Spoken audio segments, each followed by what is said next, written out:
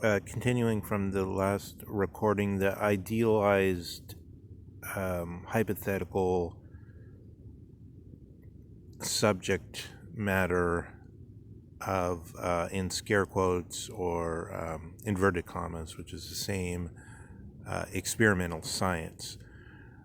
How does that stand next to, in the Christian period,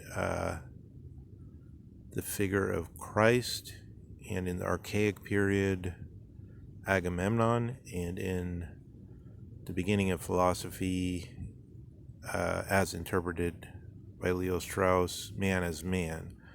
So all the other subjects are undergoing experiences. They're not dead yet, whereas the idealized hypothetical subject matter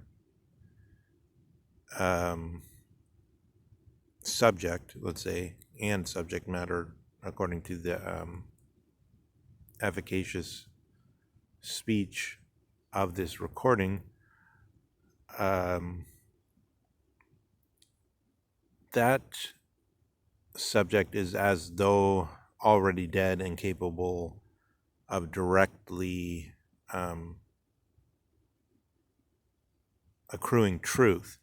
So, for example, let's try to clarify to ourselves what basically happens in the sciences. So, Bacon says, when we seek out experience deliberately, so like not just in our lives and things we learn along the way in our lives, but deliberately, then we have experiment.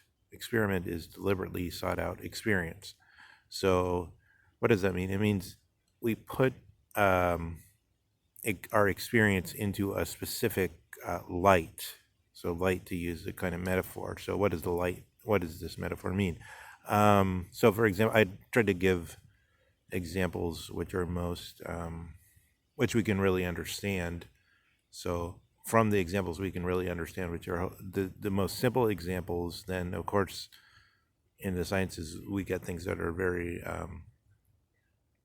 full of intricacies, which we might not be able to understand unless we make a Herculean effort and study those individual sciences. But they should all simply be modifications of what we can understand directly, which is to say, we have an hypothesis, which is the light on which we, as it were, frame our experience. So, for example, we have a notion that there's such a thing as a foot, 12 inches a foot. We have a ruler, everyone, so to speak. Everyone knows what a ruler is. There might be some people who don't know what a ruler is, but in everyday talk, everyone knows what a ruler is.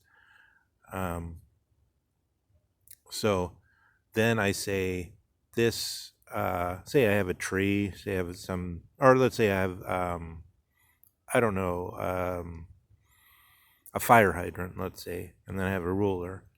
And then I put the fire hydrant in the light of that hypothesis. So in the light of the notion that there's such a thing as measurement in terms of inches. And they bring the to that fire hydrant this ruler, which is 12 inches, and I measure it. So like that, I have supposedly, it's as though I were already dead. I know this is perfect knowledge. I don't have to undergo any further experiences. It doesn't involve me. So this is the subject of the sciences, which is, as it were, each one taken as the possible access to the quote-unquote objective. The objective in the sense of that we have various subjects who are qualified to, in this case, make measurement in terms of inches. They can make rigorous measurements in terms of inches. They can get it right.